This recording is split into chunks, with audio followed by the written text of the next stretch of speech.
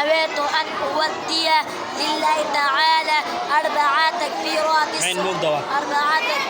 الصلاة الجنازة الثناء لله تعالى والصلاة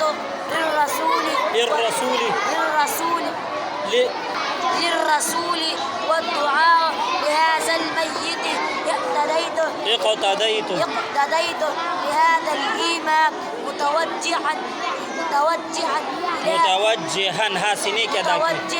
إلى جهة الكعبة الشريفة. الله أكبر.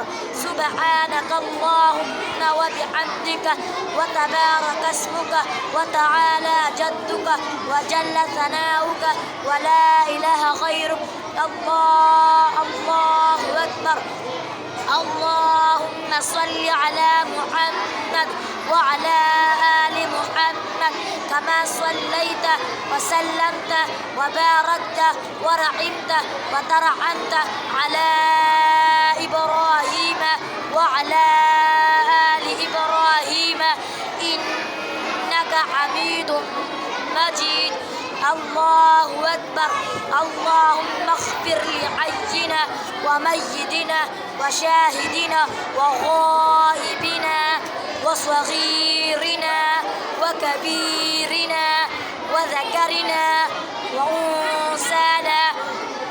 اللهم من أحييته منا فأحيه على الإسلام ومن توفيته منا فتوفه على الإيمان. نبالغ ما شمدوا. اللهم اجعله لنا اللهم اجعله لنا فرطا واجعله لنا أجرا وزخرا واجعله لنا شافعا ومشفعا.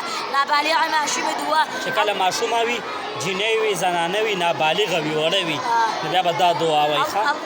اللهم اجعلها لنا فرطا واجعلها لنا أجرا وزخرا واجعلها لنا شافعة ومشفعة.